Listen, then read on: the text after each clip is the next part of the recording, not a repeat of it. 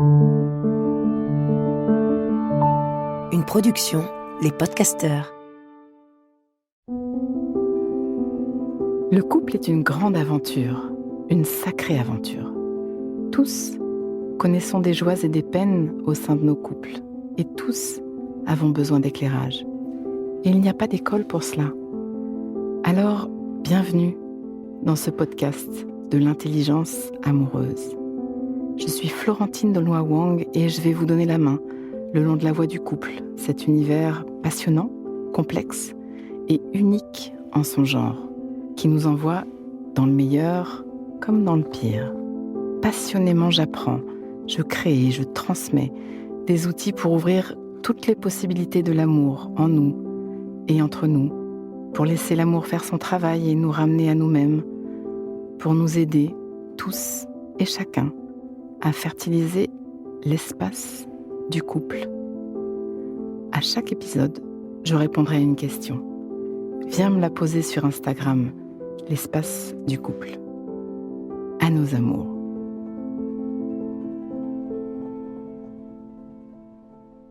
La question ne vient pas de la page Insta aujourd'hui, mais j'ai eu envie de vous écrire ce podcast suite à un coaching de couple que je viens de faire dans la masterclass à nos amours.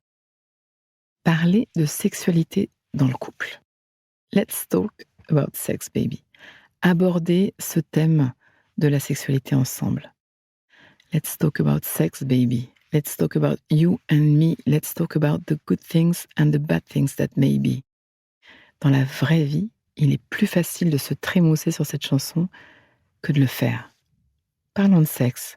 Parlons de toi et moi, de toutes les bonnes choses et de toutes les moins bonnes, baby.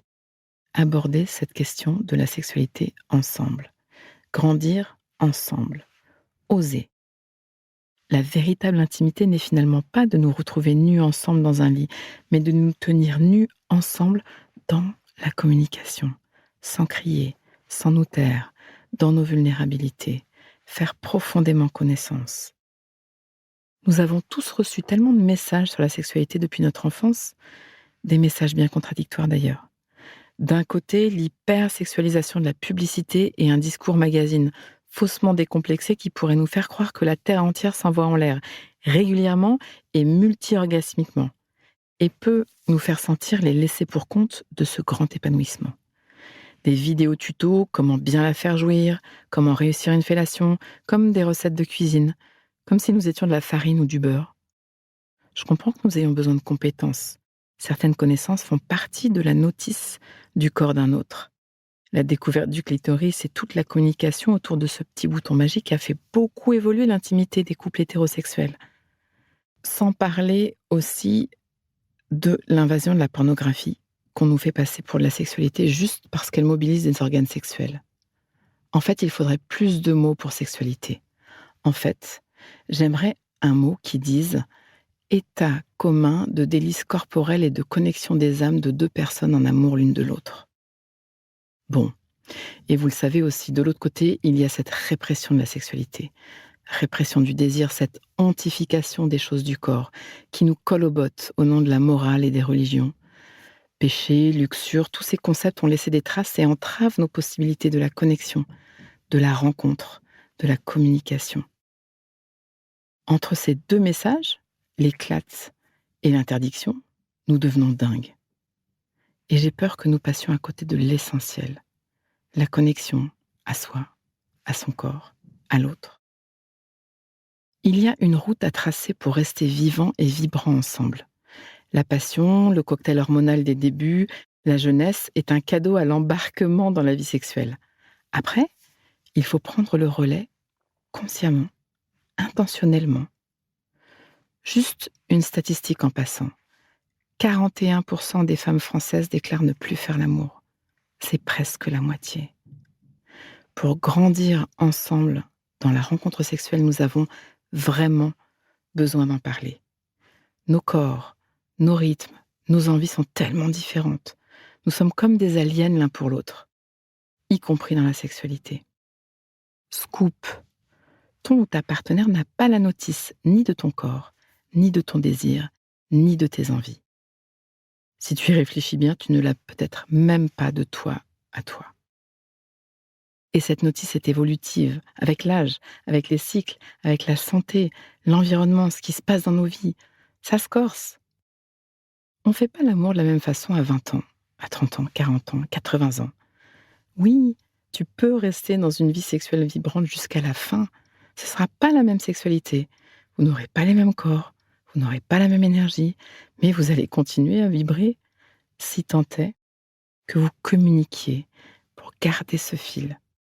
Nos corps changent, nos envies changent, la relation elle-même vit ses fluctuations. Tu comprends qu'il est indispensable de se donner le manuel, de le faire évoluer, de communiquer, d'habiter ensemble ce terrain, sous une forme ou sous une autre.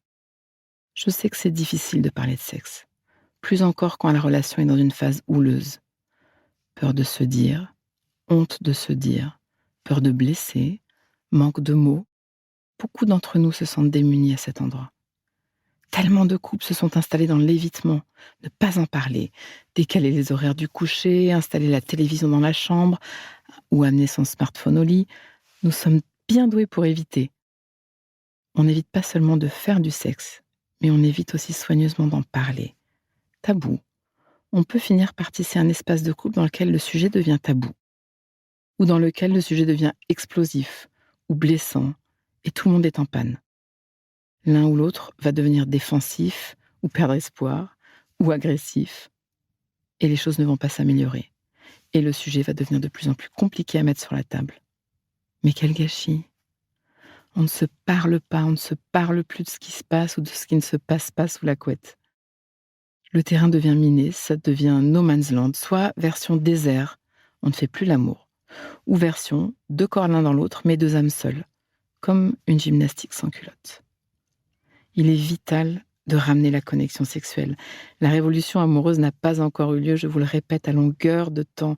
La révolution amoureuse, comme la révolution sexuelle, sera celle de la connexion, et pas celle du poli quoi que ce soit, ni celle des objets de plus en plus sophistiqués, certes anatomiquement efficaces, mais qui ne vont pas nous aider à connecter. Nous crevons de faim et de soif de connexion. Connexion. Le 7e ciel ne se résume pas à quelques secondes de plaisir sexuel. Nous sommes nés pour nous connecter, câblés pour nous rencontrer. La voie de l'amour est celle de la connexion, à tous les niveaux de nos êtres. Connexion à soi, connexion à son corps, connexion à l'autre. Pause. Inspire. Expire. Fais de la place à l'intérieur. Comme un petit entracte qui donne de l'oxygène. Prends juste un instant pour refaire de la place. Voilà. J'y reviens.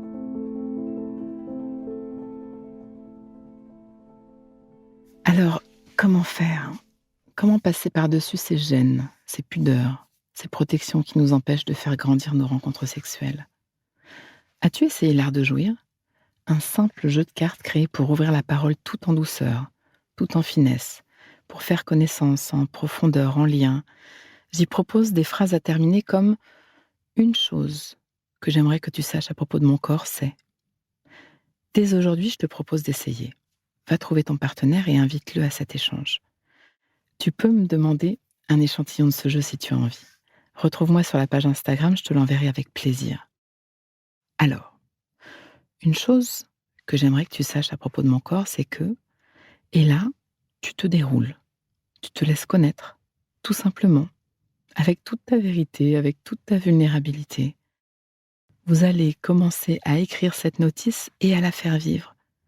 Vous allez apprendre des choses l'un sur l'autre, l'un pour l'autre.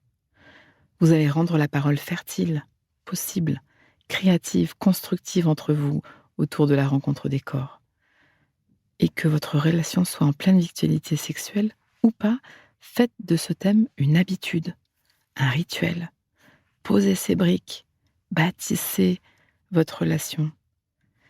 Créons ce monde dans lequel nous serions le tuto l'un pour l'autre, avec notre propre langage, notre propre cartographie, unique, merveilleuse, essentielle.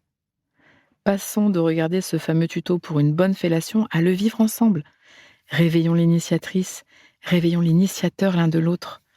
quelle aventure! Oui, c'est vrai que ça demande de faire le deuil d'un autre qui saurait tout et qui serait ce merveilleux provider intuitif. Ce fantasme de l'amant ou de l'amante idéal qui nous emmènerait au 7e ciel sans en avoir rien à faire. Le fantasme est délicieux, certes, mais on frise la relation d'objet là, non? La connexion sexuelle est un espace merveilleux. Les couples qui la construisent, l'entretiennent ou la réveillent le savent. Et tous les couples passent par des phases plus ou moins vivantes. C'est juste la vie. Un deuil, l'arrivée d'un enfant, un nouveau job, un confinement. Beaucoup de moments de vie, de mouvements de vie impactent notre désir. L'idée est de tenir le fil, de revenir à ce lien précieux, de travailler à cette reconnexion quand on s'est perdu. Le grand amour ne se trouve pas, il se construit, pas à pas. Fais ce pas aujourd'hui. Va trouver ton partenaire et finissez cette phrase pour développer l'art de jouir. Une chose que j'aimerais que tu saches à propos de mon corps, c'est: commence par là, en route. Viens faire la révolution amoureuse, on va le changer ce monde. À nos amours. Pause. Donnons-nous le temps, quelques instants, pour intégrer. Prends le temps d'une respiration. Inspire. Expire. Et sens. Branche-toi sur ce que tu vis à m'avoir écouté. Tu vas terminer cette phrase. Une chose que je comprends pour ma vie amoureuse, présente ou passée, c'est: et ce qui me touche le plus là-dedans, c'est: décompte et laisse-toi récolter ce qui vient. Tu peux aussi noter une phrase, un mot, une image, une idée qui te viendrait là, maintenant, à l'esprit, pour l'ancrer, pour plus d'intelligence amoureuse. Le cœur est un muscle qui se muscle. Ce podcast est écrit et exprimé par Florentine Denoy-Wang, produit par les podcasteurs et mis en musique par Laurent Aknin. Si vous voulez soutenir notre programme, abonnez-vous, mettez des étoiles ou des cœurs, partagez autour de vous et rejoignez-moi sur la page Instagram L'espace du couple. À vos amours.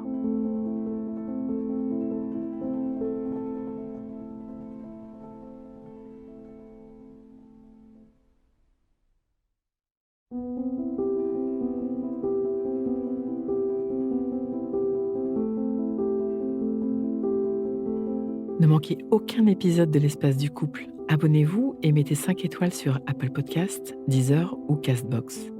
À nos amours.